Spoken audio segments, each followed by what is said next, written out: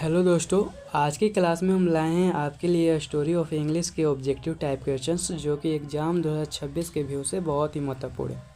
तो आप सभी से एक ही रिक्वेस्ट है कि आप सभी वीडियो को शुरू से अंत तक देखिएगा। क्लास आपको काफ़ी ज़्यादा पसंद आएगी और इसमें आपको बहुत सारे ऐसे सवाल देखने को मिलेंगे जिनसे आपको अब तक कोई मुलाकात नहीं हुई है और ना ही हो। अगर आप इस वीडियो को नहीं देखते तो नहीं हो पाती। तो ये जो आपको पीडीएफ है मेरे भाई, ये सासाराम के जाने माने टीचर हैं जिनका नाम है चौहान सर, उन्हीं के द्वारा एक क्रिएट किया गया है। तो मैं इसी का सलूशन आपको कराने वाला हूं। और जैसा कि अगर हम बात करें, इसमें आपको क्वेश्चन बैंक से रिलेटेड सवाल हैं और मॉडल पेपर से भी रिलेटेड सवाल हैं। और जहाँ तक की बात किया जाए, कुछ ऐसे नए सवाल हैं जिनसे आपको अब तक कोई मुलाकात नहीं हुई। तो मैं सभी प्रकार के सवालों से आज आपको भेंट कराने वाला हूँ और सबसे आपकी पहचान कराने वाला हूँ। तो आप सही बस वीडियो में शुरू से अंत तक बने रहिएगा। तो जैसे कि पहली सवाल आपके स्क्रीन पे, एक और बात, अगर आपको कोई बाहरी आवाज़ से डिस्टरबेंस हो रही होगी तो उसके लिए मैं क्षमा चाहूँगा, क्योंकि मैं वैसे ही जगह से वीडियो को क्रिएट कर रहा हूँ जहाँ पे शोरगुल ज़्यादा होती है। तो देखो, जैसे पहली सवाल की हम बात करते हैं कि the English language is much younger than, यानी the English language is much younger than. English language जो है मेरे भाई, वो किसकी तुलना में अभी काफ़ी यंग है। अगर हम बात किया जाए कि इंग्लिश लैंग्वेज किसकी तुलना में काफ़ी यंग है, तो अगर बात किया जाए, इंग्लिश जो है मेरे भाई काफ़ी अभी नई लैंग्वेज है। क्या है? काफ़ी नई है। यानी अगर बात किया जाए लैटिन, तो लैटिन के बारे में आपको जानकारी होगी कि लैटिन जो है मेरे भाई, ये बहुत ही पुरानी लैंग्वेज है। और ग्रीक भी, तो ग्रीक की तुलना में भी इंग्लिश काफ़ी नई लगती है। और पर्शियन, यानी अगर हम मिलाकर चले तो इन तीनों की तुलना में इंग्लिश जो है ना मेरे भाई काफ़ी यंग है। इन तीनों की तुलना में इंग्लिश जो है काफ़ी यंग है। यानी इसका जो सही आंसर होगा मेरे भाई, ऑल दी थ्री, यानी तीनों में से सभी की तुलना में इंग्लिश जो है मेरे भाई काफ़ी यंग है। और सवाल कराने का मेरा पैटर्न जो है मेरे भाई, यहाँ पे पहले मैं सवाल आपको इस स्लाइड का कराऊंगा और सेकंड में इस स्लाइड का कराऊंगा, क्योंकि इस स्लाइड से अगर मैं सीधा चलता हूँ तो फिर मेरे को इस स्लाइड पे आने में काफ़ी समस्या का सामना करना पड़ेगा। इसलिए मैं आपको एक ही बार दोनों स्लाइड का सवाल कराते जाऊँगा। तो जैसे अब सवाल नंबर हम 6 पे आते हैं। पहला तो हो गया, पहला जो आंसर सही होगा ऑप्शन डी इज राइट होगा। और सवाल नंबर 6 की अब बात करते हैं। सवाल नंबर 6 काफ़ी इंपॉर्टेंट है। यहाँ से एक सवाल आपके एग्जाम में डिफिनेटली देखने को मिलते हैं। तो ओल्ड इंग्लिश कवर पूछता है, यानी ओल्ड इंग्लिश का जो समय था मेरे भाई, कितने समय में ही ओल्ड इंग्लिश कवर हो गया था, यानी समाप्त हो गया था, पूरा हुआ था। इस तरीके से आप कह सकते हैं इसका हिंदी। तो जैसे कि बात करते हैं, यहाँ पे ध्यान रखनी है, यहाँ पे 3 सवाल बनते हैं और एक सवाल मैं काफ़ी इंपॉर्टेंट बताऊँगा जो कि आपके एग्ज़ाम 2026 में काफ़ी उसके ज़्यादा आने के चांसेस बनते हैं। यानी यहाँ पे देखो, यहाँ पे एक आती है ओल्ड इंग्लिश। इंग्लिश जो होती है ना मेरे भाई, इंग्लिश को 3 भागों में डिवाइड किया गया है। एक तो ओल्ड इंग्लिश में, और दूसरी मिडिल इंग्लिश, दूसरी क्या होती है मिडिल इंग्लिश, और तीसरी है मॉडर्न इंग्लिश। यहाँ पे तीनों का बस आपको समय याद करके रखना है। तीनों का अगर समय आप याद रखते हैं, मॉडर्न इंग्लिश, तो तीनों का समय याद रखते हैं तो यहाँ 3 नंबर का आप काम करके रखें और तीनों में से एक सवाल तो आपको देखने को मिलेगा, यानी 1 नंबर यहाँ से आपका फिक्स होता है। यानी ओल्ड इंग्लिश का जो समय था मेरे भाई, वो 449 से 1066 का समय था। 449 से 1066 का।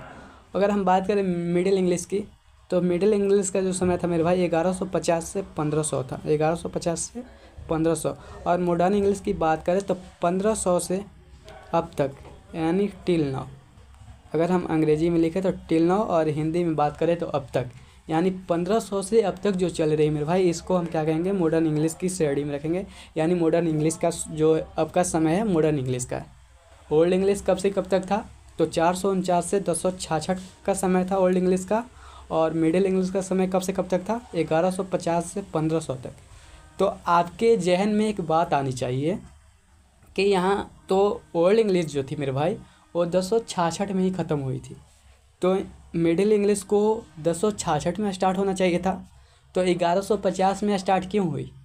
यानी समय जो ओल्ड इंग्लिश का एंडिंग का था, जैसे देखो यहाँ पे 1150 से 1500 में मिडिल इंग्लिश अंत हो जाती है 1500 में, तो वैसे ही वहाँ से मॉडर्न 1500 से ही मॉडर्न इंग्लिश की शुरुआत होती है। मेरी बातों को ध्यान से सुनना। तो यहाँ पे अगर हमारी ओल्ड इंग्लिश की अंत 1066 में हुई थी, तो उसको शुरुआत होना चाहिए था मिडिल इंग्लिश 1066 से, तो वहाँ 1150 से। तो इन दोनों का जो समय काल है, इसके बीच का जो गैप होता है, इस गैप को आखिर कहा क्या जाता है।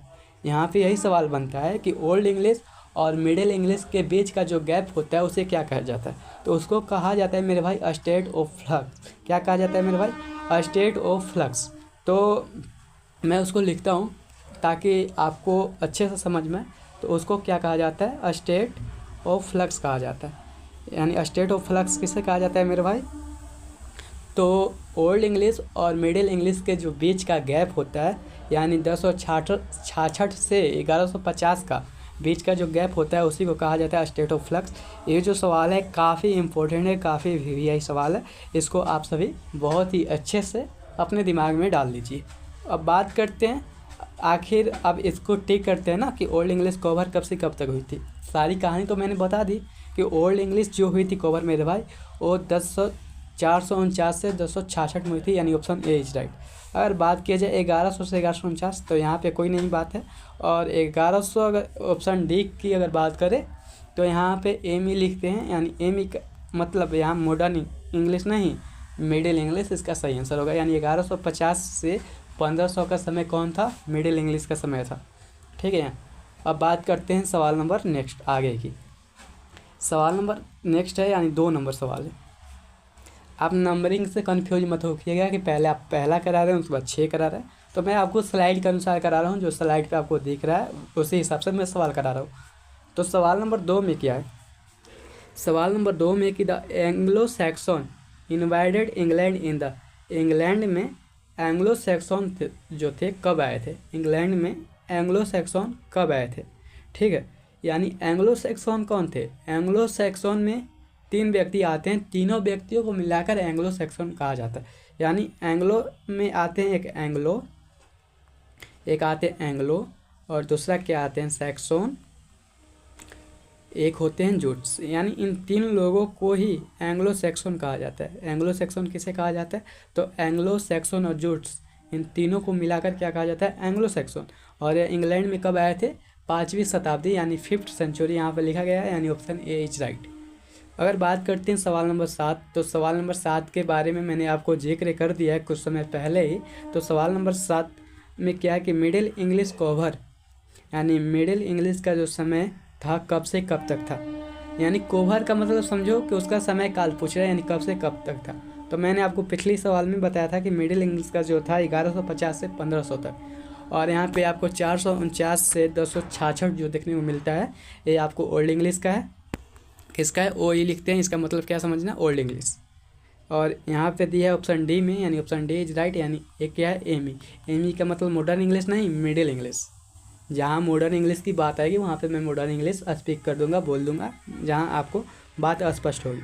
तो सवाल नंबर 2 का ऑप्शन ए सही था, और सवाल नंबर 7 का ऑप्शन डी। ठीक है। सवाल नंबर नेक्स्ट बढ़ते हैं 3।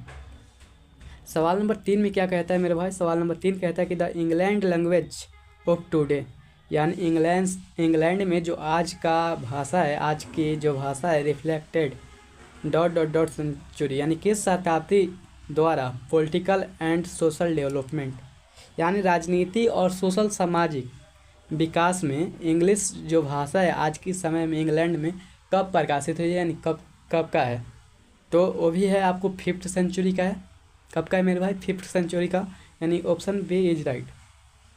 सवाल नंबर 8 में क्या कहता है मेरे भाई? सवाल नंबर 8 कहता है कि English used seen at 1500 till now is called, यानी 1500 से अब तक जो है मेरे भाई, उसको किस इंग्लिश के अंतर्गत रखा गया है?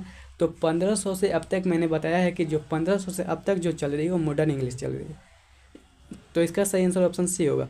ओल्ड इंग्लिश का समय क्या था? 449 से 266, और मिडिल इंग्लिश का समय क्या था? 1150 से 1500 तक। एक और बात, मिडिल इंग्लिश को 2 फेजों में बांटा गया है। दोनों का समय काल आपको मैं बताऊंगा, आगे सवाल में आपको देखने को मिलेंगे। तो आगे बढ़ते हैं। तो आगे की सवाल जो है सवाल नंबर 4 है और सवाल नंबर 9 है। तो सवाल नंबर मैं 4 की पहले बात करता हूँ। सवाल नंबर 4 में कि who where called together the Anglo Saxon. Anglo Saxon के अंतर्गत एक साथ कौन कौन आते हैं, यानी एंग्लो सैक्सन में एक साथ कौन कौन आते हैं। मैंने आपको पहले ही बताया कि एंग्लो सैक्सन में एक एंगल और दूसरा सैक्सन और तीसरा जूट्स, और इसका जो सही आंसर होगा ऑल द थ्री, यानी तीनों में से ये तीनों व्यक्ति एंग्लो सैक्सन का, इन तीनों को क्या कहा गया है, एंग्लो सैक्सन कहा गया है, यानी एस। मैं शॉर्ट लिखता हूँ क्योंकि स्क्रीन काफ़ी छोटी है, इसलिए थोड़ी सी वो भी दिक्कत है। सवाल नंबर 9 देखते हैं। सवाल नंबर 9 में क्या है कि the history of English language is just about खाली स्टान ईयर ओल्ड्स। अगर बात किया जाए इंग्लिश का इतिहास जो है मेरे भाई कितने वर्ष पुराना है, इसके बारे में बात किया जाए, इंग्लिश का इतिहास जो है इंग्लिश लैंग्वेज का वो कितने वर्ष पुराना है, तो 1500 वर्ष पुराना है मेरे भाई, यानी 1500। Option A is right. सवाल नंबर 5 की ओर बढ़ते हैं मेरे भाई। सवाल नंबर 5 है आपके सामने कि खाली स्थान gave England it's name and language, यानी इंग्लैंड के लोगों को, इंग्लैंड में 3 लोग आए थे ना, एक आए थे कौन कौन, मैंने बताया कि इंग्लैंड में आए थे एक एंगल्स, कौन आए थे, एक एंगल्स, और दूसरा आए थे सैक्सन, और तीसरा आए थे जूट्स, यानी इन तीनों को इंग्लैंड में क्या नाम दिया गया था, तो एंग्लो सैक्सन, यानी ऑप्शन बी इज राइट। अगर आप बात करते हैं सवाल नंबर 10 की। सवाल नंबर 10 में कि इन इंग्लैंड प्रिंटिंग प्रेस, यानी इंग्लैंड में प्रिंटिंग प्रेस जो प्रकाशित हुई थी कब आई थी, ठीक है, इन्वेंटेड इन, यानी कब आई थी, यानी 1476 में जो प्रिंटिंग प्रेस जो हुई थी इंग्लैंड में आई थी 1476। Option B is right. अगर बात करते हैं सवाल नंबर नेक्स्ट की, तो सवाल नंबर नेक्स्ट है 11 नंबर और 16 नंबर। तो सवाल नंबर 11 में कहता है कि in the Old English period two major influence were, यानी ओल्ड इंग्लिश का जो पीरियड था मेरे भाई, जो समय काल था, उसको प्रभावित करने वाले 2 मेजर यानी 2 कारक कौन कौन से हैं। तो ओल्ड इंग्लिश को प्रभावित करने वाले जो मेजर थे मेरे भाई, एक लैटिन था, एक स्कैंडिनेवियन था, यानी ऑप्शन इसका सी, इसका सही आंसर क्या होगा, ऑप्शन सी इज राइट। सवाल नंबर 16 जो है मेरे भाई, सवाल नंबर 16 में कहा जाता है कि द सेकेंड फेज, मैंने आपको बताया ना कि मिडिल इंग्लिश जो होती है 2 फेजों में होती है, तो the second phase of middle English literature cover the period, यानी second phase of middle English का जो दूसरा फेज है उसका लिटरेचर कितने से कितने समय में कवर हुआ है, तो उसका अगर बात किया जाए तो 1250 से 1350 के बीच, यानी ऑप्शन डी इज राइट। 1250 से 1350 के बीच में कवर हुआ है, इसको याद रखना, ये आपके लिए नई सवाल है, ठीक है। सवाल नंबर नेक्स्ट बढ़ते हैं। सवाल नंबर नेक्स्ट की ओर जाते हैं मेरे भाई। सवाल नंबर नेक्स्ट में क्या है कि the gold period of old English literature was the era of, यानी ओल्ड इंग्लिश का जो सुनहरा वर्ड है, सुनहरा समय, वो किसके नाम से जाना जाता है। तो यहाँ पे आपको, अगर आप कई प्रकार के बुक देखते हैं तो यहाँ पे आपका आंसर कहीं कहीं क्वीन एलिजाबेथ देखने को मिलता है, जो कि 100% गलत है, पूरी तरीके से गलत है। अगर आपने ओल्ड इंग्लिश का बुक पढ़ा होगा तो उसमें स्पष्ट कहा गया है कि ओल्ड इंग्लिश का जो गोल्डन समय है, पीरियड है, वो किंग अल्फ्रेड के नाम से जाना जाता है, यानी किंग अल्फ्रेड इसका सही आंसर होगा, ऑप्शन ए इज राइट। अगर बात करते हैं सवाल नंबर 17, तो यहाँ पे पीपुल भी काफ़ी ज़्यादा महत्वपूर्ण पीपुल हैं कि देखो, इस चौसर हैं, राइटर कुछ हैं, चौसर, एक गोवर हैं, एक लैंगलैंड हैं और विक्लिफ हैं, ये are important writers of the, यानी ये जो आपको मैंने राइटर का नाम लिया है, एक चौसर, एक गोवर, एक लैंगलैंड और विक्लिफ, ये किस समय काल के महत्वपूर्ण कवियों में से एक हैं, यानी कि महत्वपूर्ण कवियों में से हैं। तो आपको पता है कि इस सब की चर्चा किस में किया गया है, मिडिल इंग्लिश में किया गया है, यानी option B is right, option B is right. अब बात करते हैं सवाल नंबर नेक्स्ट की। सवाल नंबर नेक्स्ट क्या है मेरे भाई, सवाल नंबर नेक्स्ट है कि the year at 1066 is taken to be end of the खाली स्थान पीरियड, यानी किस पीरियड का 266 जो है एंड समय था, अंतिम समय था। तो आपको पता है कि इंग्लिश का जो समय था मेरे भाई, वो 449 से 1066 का था, यानी 1066 ही एंडिंग था किसका, ओल्ड इंग्लिश का, यानी ऑप्शन बी इज राइट। देखो अब बहुत लोग कहेंगे यहाँ पे कि आपके सामने यहाँ से आंसर हिबे किया है तो फिर क्यों बता रहे हैं। तो भाई आंसर है, मैं इसका एक्सप्लेन के साथ आपको बताता हूँ जिससे आपके माइंड में फिट हो जाती है। ये आंसर अब सर के द्वारा क्रिएट किया गया है, तो अब उन्हीं का पीडीएफ है, इस पर मैंने कोई एडिट नहीं किया है ना, आंसर को मैंने हाइड किया है, जिनसे आप भी अगर मैं कहीं इस पर गलत टिक मारता हूँ किस तरीके से, क्योंकि हाथ है, अगर मैं यहाँ पे चलाना चाहूँगा तो यहाँ पे कभी हो, अगर बाय द वे मिस्टेक हो जाती है तो आपके सामने आंसर भी है, आप सही समझना। लेकिन मैं सवाल का एक्सप्लेशन आपको बहुत ही सटीक बता रहा हूँ, इससे आप सवाल किसी भी सवाल को, ऐसा सवाल अगर मिलते हैं कहीं भी तो आप मेरे एक्सप्लेशन से इसका टिक सही मार सकते हैं। समझ में आ रही है ना मेरी बात। तो देखो इसलिए आप यहाँ पे ध्यान मत दो, यहाँ पे कब ध्यान दो, मेरे टिक मरने के बाद कि हम सही करते हैं कि नहीं। मेरी ध्यान जो है इस आंसर पे नहीं है, मेरी ध्यान सिर्फ इस सवाल पे है और इसका आंसर मेरे माइंड में है पहले से, ठीक है। और मैंने इस पीडीएफ को बिना पढ़े आपके सामने मैं आपको यहाँ पे आपको सवाल इसका करा रहा हूँ। मैंने इस पीडीएफ को कभी पहले से रीड नहीं की है, पहली बार ही में ही मैं आपको वीडियो बना रहा हूँ, ताकि मैं इसका रिवीजन भी कर लूँ और आपको समझा भी दूँ। अगर कहीं मेरे से मिस्टेक भी होती है तो उसके लिए मैं क्षमा चाहता हूँ। आप वहाँ पे कमेंट करके आप मेरे को गलत साबित करके और आप सही आंसर बताइएगा ज़रूर। तो सवाल नंबर 18 देखो कि मॉडर्न इंग्लिश बिगिंस फ्रॉम, यानी मॉडर्न इंग्लिश की शुरुआत थी मेरे भाई वो कब हुई थी, यानी मॉडर्न इंग्लिश की शुरुआत बिगिन यानी कब शुरुआत हुई थी। तो आपको पता है कि मॉडर्न इंग्लिश जो शुरुआत हुई थी वो 1500 से अब तक अब चल रही है, यानी 1500 में शुरुआत हुई थी, यानी ऑप्शन सी। देखो जैसे मैंने सी पे लगाना चाहा ना, ऑप्शन बी पे लगा, तो यहाँ पे आपको क्या आप समझदार है ना, यानी इसका जो आंसर सही होगी ऑप्शन सी इज राइट। आप यहाँ पे ये मत कहने लगना कि आप गलत बता रहे हैं, मैं आपको जो भी बता रहा हूँ 100% सच बता रहा हूँ और सही बता रहा हूँ। यहाँ पे देखो अब आगे की हम बात करते हैं, अगली सवाल। हाँ अगली सवाल यहाँ पे टिक कैसे हो गया है मेरे को, हाँ अच्छा यहाँ पे टिक हुआ है। अब देखो सवाल नंबर 14 देख लो मेरे भाई। 14 में है कि about Christianity began to spread in England. अगर हम बात करें इस वर्ड की तो क्रिश्चियनिटी बिगैन यानी क्रिश्चियनिटी की शुरुआत जो हुई थी किस समय के फैलाव में हुई थी। स्प्रेड का मतलब होता है फैलाव, छितराव, ठीक है।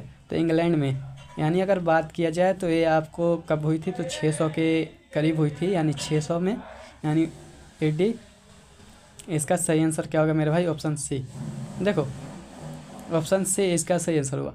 सवाल नंबर 19 की अगर बात करें हम, सवाल नंबर 19 क्या है, the printing technology was introduced in England in, यानी प्रिंटिंग टेक्नोलॉजी जो है मेरे भाई वो इंग्लैंड में कब प्रकाशित हुई थी।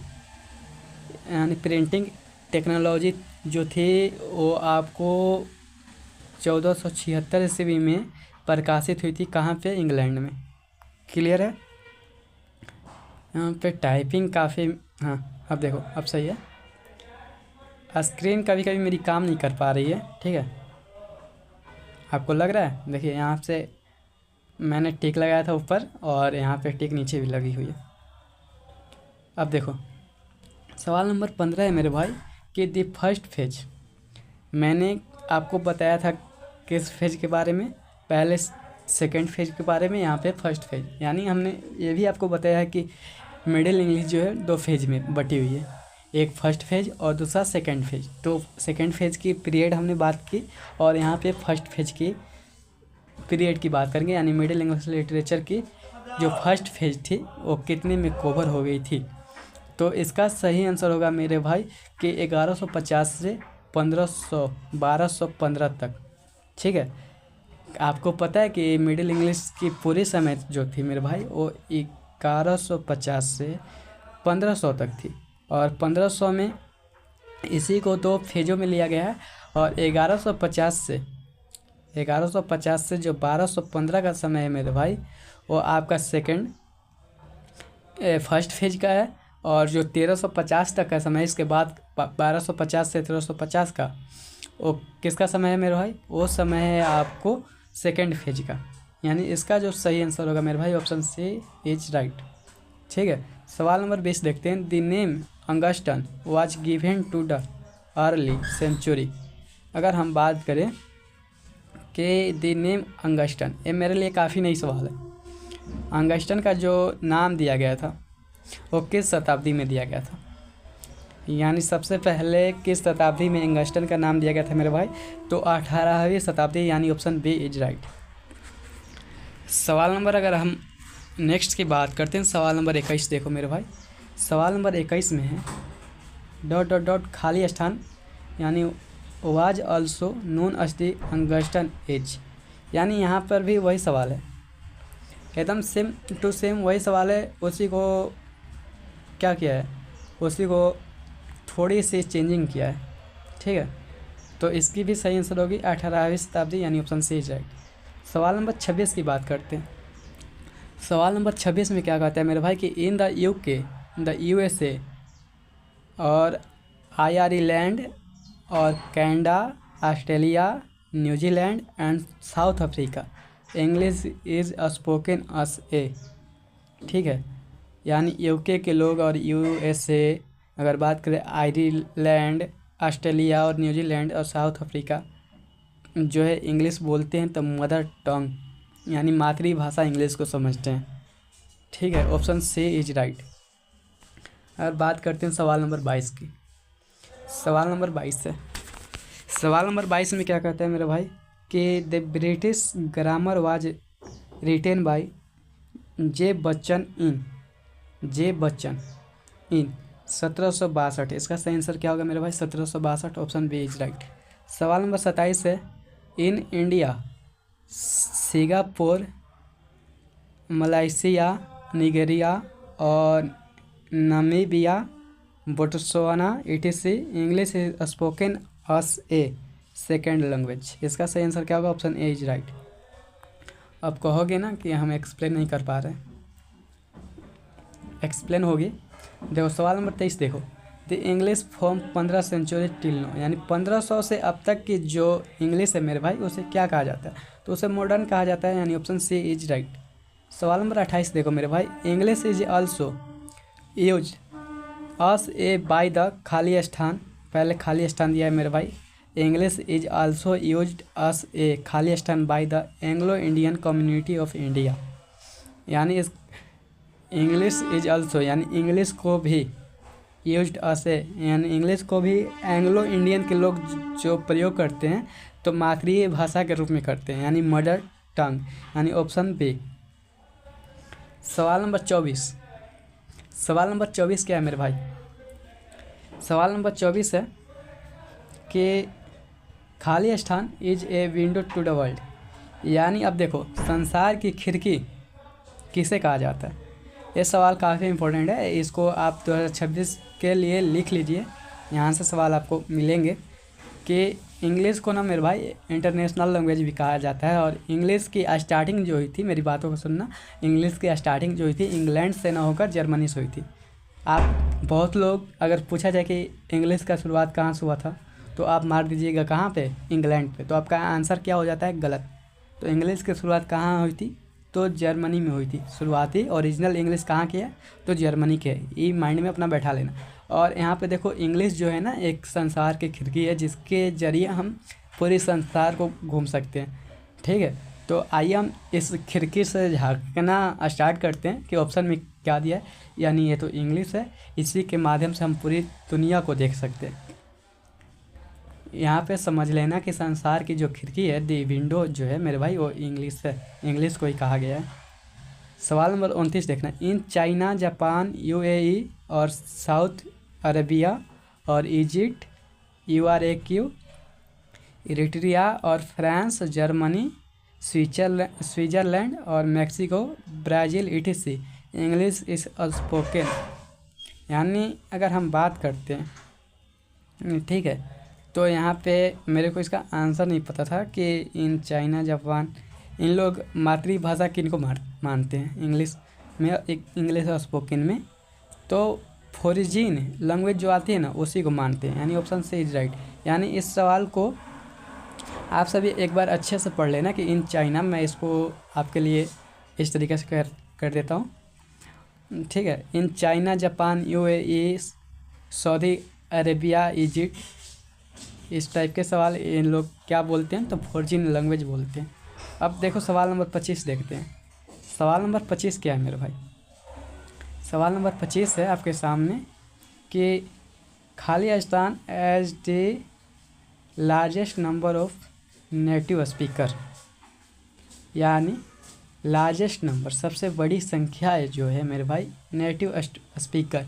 नेटिव का मतलब क्या होता है? ये जो थी इंग्लैंड की बात चल रही थी, इंग्लैंड की बात चल रही थी ना, इंग्लैंड में नेटिव स्पीकर का यूज किया गया है, यानी इसमें इंग्लैंड की कहीं चर्चा नहीं है। ऑप्शन सी यानी चाइनीज, इसका जो आंसर दे रहा है ऑप्शन बी इज राइट, यानी चाइनीज। इसका सही आंसर क्या होगा? Option B is right. सवाल नंबर 25 का आंसर आप मेरे को कमेंट करिएगा अगर आपको पता होगी तो, नहीं तो इसका आंसर मेरी तरफ से बी ही सही होगी। अब देखो आगे बढ़ते हैं। सवाल नंबर 30, यानी लगभग मैंने आपको 30 सवाल करा दिया। लगभग कितने कराए? 30 सवाल। 30 सवाल में आपने कितना स्कोर किया और कितना सवाल आपको आ रहा था और कितनी नहीं थी, आप कमेंट में करके ज़रूर बताइएगा मेरे को। अब देखो सवाल नंबर हम 30 की बात करते हैं।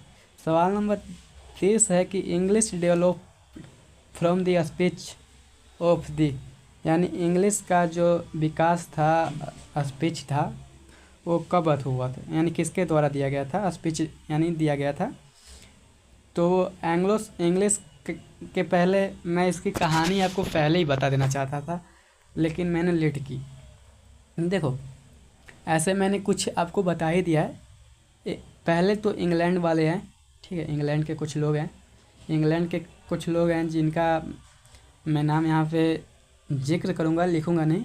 इंग्लैंड के 3 लोग हैं, एक है एंगल्स, दूसरा है सैक्सन और तीसरा है जूट्स। इन तीनों को मिलाकर एंग्लो सैक्सन कहा गया। इन तीनों ने पहले तो इंग्लैंड वालों पे आकर कब्जा किया और इन्होंने इंग्लिश उनको बोलने पर मजबूर किया। उन लोगों को बोला कि आपको इंग्लिश बोलना ही है, बोलना ही है। उन लोगों को इंग्लिश बोलने पर, और उन लोगों को इंग्लिश बोलना सिखा दिया इन तीनों एंग्लो सैक्सन ने मिलकर। यानी इंग्लिश के विकास के जब स्पीच इन्होंने किसने दी है, तो वो एंग्लो सैक्सन ने दी है, यानी इसका बी सही आंसर होगा। अब बात करते हैं सवाल नंबर 35 की मेरे भाई। तो सवाल नंबर 35 क्या कहता है? सवाल नंबर 35 है कि during this century an intellectual movement swept in Europe. तो इसका answer option B is right होगा, 15वीं शताब्दी। सवाल नंबर 31 बताते हैं, यानी इस सवाल नंबर 31 क्या कहता है? सवाल नंबर 31 है मेरे भाई, standard British speech is known as, यानी ब्रिटिश जो है मेरे भाई, ब्रिटिश का जो स्पीच है, मानक स्पीच को क्या कहा जाता है? ब्रिटिश के मानक स्पीच को क्या कहा जाता है? तो आरपी कहा जाता है मेरे भाई, आरपी। क्या कहा जाता है? आरपी। सवाल नंबर 36 देखो। सवाल नंबर 36 है कि in his poetic words Chaucer did not use. आपको पता है कि चौसर जो थे मिडिल इंग्लिश में आए थे। चौसर, गोवर और लैंगलैंड और विक्लिफ, ये चारों लोग कहाँ आए थे? मिडिल इंग्लिश में। तो यहाँ पे कुछ और लिखा जा रहा है कि इसका आंसर दे रहा है दी ओल्ड इंग्लिश। ये मेरे को सवाल डाउट लग रही है। सवाल नंबर 36, सवाल नंबर 36 का आप सभी कमेंट में आंसर करना। यहाँ पे लिखना कि आप 36 का आप क्या आंसर करना चाहते हो। तो सवाल नंबर 36 डाल के यहाँ पे इसका आंसर ज़रूर कमेंट में करना मेरे भाई। तो देखो अब आगे बढ़ते हैं। अब देखा जा, अब आगे के जो सवाल मिला था कुछ थोड़ी लेवल पर मिला था, और ऐसा सवाल के आगे के ज़्यादा चांस बनता। तो क्लास स्किप अगर यहाँ से करबा तो फिर दिक्कत हुई। यही से हम अपन लैंग्वेज चेंज के कि तुम्हारा क्लास बोरिंग ना लगी। तो देखो ये सवाल आखिर कहत का बा कि American English it differs from British English in the sphere of, ठीक है, American English differ from British English in the sphere of. तो स्पेलिंग, वोकैबुलरी, ग्रामर, यानी इन तीनों सही है, यानी all the three, option D is right. सवाल नंबर 37 है कि the Canterbury Tales was written by, the Canterbury जो मेरे भाई है वो किसके द्वारा लिखा गया है, किसके द्वारा लिखा गया है। तो अगर हम बात करें तो चौसर लिखे थे ना, कैटरबरी कौन लिखे थे मेरे भाई, तो कैटरबरी जो लिखने वाले व्यक्ति हैं वो चौसर हैं। कौन है, चौसर, यानी ऑप्शन अगर देखा जाए तो ऑप्शन बी इज राइट। अब बात करते हैं सवाल नंबर नेक्स्ट। और मैं आपको कुछ 1 मिनट थोड़ी सी साथ कॉल थी, हाँ। अगर हम बात करते हैं सवाल नंबर 33 की ओर बढ़ते हैं। सवाल नंबर 33 आपके लिए, तो सवाल नंबर 33 का आंसर आप कमेंट में करिएगा। अबाउट ईयर एगो, यानी about year ago Latin was a world language, यानी लैटिन का जो समय था मेरे भाई वो कितना वर्ष पुराना था, कितना वर्ष पहले का था। तो अगर हम बात करें तो 800 वर्ष ना, मेरे को जहाँ तक याद है कि 800 वर्ष, यानी ऑप्शन सी इज राइट। सवाल नंबर 38 में है कि पैराडाइज रिगेनेंट वाज रिटेन बाय, यानी पैराडाइज रिगेनेंट जो है किसके द्वारा लिखा गया मेरे भाई, तो मिल्टन के द्वारा लिखा गया, ऑप्शन सी इज राइट। किसके द्वारा, मिल्टन के द्वारा लिखा गया। सवाल नंबर 34 की बात करते हैं। सवाल नंबर 34 में क्या कहता है कि सवाल नंबर 34 है कि in the last few decide, यानी सवाल नंबर 34 क्या कहता है मेरे भाई, इसको थोड़ी इरेज करते हैं। सवाल नंबर 34 है कि in the last few decades of the खाली स्टैंड century the English language has been rapid change, यानी इंग्लिश रैपिड चेंज कब हुआ था मेरे भाई, 20वीं शताब्दी में हुआ था, ऑप्शन डी इज राइट। और यहाँ पे पैराडाइज लॉस्ट, यानी पैराडाइज का नुकसान कब हुआ था, नहीं दिख रहा है आपको, देखो अब यहाँ से देखेगा कि पैराडाइज लॉस्ट, यानी पैराडाइज लॉस्ट किसने लिखा था, तो मिल्टन ने लिखा था। पहली सवाल आपको पैराडाइज से रिलेटेड मिला है, यानी ये दूसरी सवाल है, यानी मिल्टन द्वारा लिखा गया है। अब सवाल नंबर नेक्स्ट बढ़ते हैं। सवाल नंबर 40 है। सवाल कितना है, सवाल मेरे को भी नहीं पता है कि सवाल कितना है, क्योंकि मैंने इसको अभी रीड भी नहीं किया है, सिर्फ मैं आपके क्लास ले रहा हूँ पहली बार। इस PDF को मेरे फाइल में पड़ी हुई थी। The rope of the lock was written bye, the rope of the lock किसके द्वारा लिखा गया है मेरे भाई, तो अलेक्जेंडर पोप के द्वारा लिखा गया है, ऑप्शन बी इज राइट। सवाल नंबर 46 में है। सवाल नंबर 46 क्या कहता है मेरे भाई, सवाल नंबर 46 में है आपके सामने कि Venus and Adonis was written by किसके द्वारा लिखा गया है मेरे भाई, तो शेक्सपियर। तो मैं आपको एक बात बता दूं कि आप चाहे तो जिमनी कर लेना या गूगल कर लेना, शेक्सपियर, यानी ये जो शेक्सपियर हैं इनके बारे में कुछ बातें जानकारी कर लेना, इनके जन्म के बारे में, इनके द्वारा लिखी गई रचनाएं और इनके मरण, यानी इनके बारे में थोड़ी सी जानकारी आप ले लेना। यहाँ से सवाल आपके एग्ज़ाम में 100% देखने को मिलेंगे। 100% क्या कहते हैं, हम 1000% यहाँ से गारंटी लेते हैं कि शेक्सपियर से रिलेटेड आपको सवाल एग्ज़ाम में देखने को मिलेंगे। बस उनके बारे में आप कहीं से जानकारी ज़रूर ले लेना। मेरे को भी जानकारी नहीं है, होता तो मैं आपको बता देता। और आपका ये भी कहना होगा कि अगर आपको जानकारी नहीं है तो आप कैसे आप हमको बताते हैं कि ये सवाल इम्पोर्टेंट है। तो मैंने बहुत सारी किताबों में देखा है, तो बहुत सारी किताबों में इसका जिक्र किया गया है, तो इसलिए मैं ऐसा बोलता हूँ। और मैंने किसी टीचर के, हाँ, अपने टीचर से सुना था कि शेक्सपियर के बारे में जानकारी होनी चाहिए। जैसा मेरे को सुनाया गया वैसा मैं आपको बता रहा हूँ। देखो, हाई डाइवर्स जो मेरे भाई थी, हाई डाइवर्स किसके द्वारा लिखी गई थी, तो हाई डाइवर्स जो लिखी गई थी मेरे भाई बटलर के द्वारा लिखी गई थी। वो वाले बटलर नहीं जो क्रिकेट खेलते हैं, वो वाले बटलर नहीं, ये बटलर उन वैज्ञानिक का नाम है जो हाई डाइवर्स को लिखे हुए थे। अब सवाल नंबर हम 47 की बात करते हैं। सवाल ये तो स्लाइड को क्रॉस कर रही है मेरे भाई, कभी 47-42 बड़ा स्लाइड कंफ्यूज में है। 47 नंबर सवाल है मेरे भाई, वर्ड्सवर्थ वाज ए, यानी वर्ड्स क्या था, वर्ड्स क्या था मेरे भाई, तो वो था आपको पोएट था। वर्ड्सवर्थ क्या था मेरे भाई? एक पोएट था। क्या था? पोएट। इसको ध्यान रखना, वर्ड्सवर्थ। सवाल नंबर 42। सवाल नंबर 42 की ओर बढ़ते हैं मेरे भाई। सवाल नंबर 42 में क्या है कि मैकफिलिकन वाज रिटेन बाय किसके द्वारा लिखा गया है मेरे भाई? तो ड्राइडेन के द्वारा लिखा गया है। हैमलेट क्या है? आओ अब एक और यहाँ पे तुमको कहानी बता देते हैं। कहानी सुनना है आपको?